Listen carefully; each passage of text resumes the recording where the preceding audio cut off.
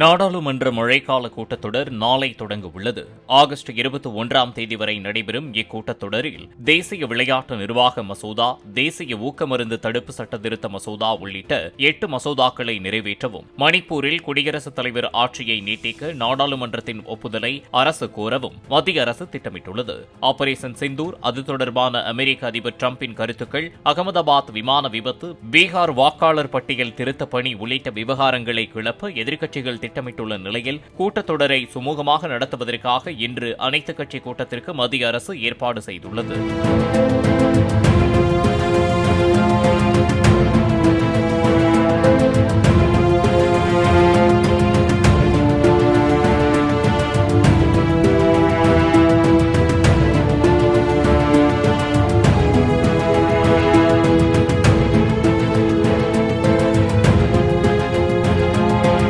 Play store மற்றும் app ஸ்டோரில் இருந்து பாலிமர் செயலியை QR கோடு மூலம் பதிவிறக்கம் செய்யுங்கள்.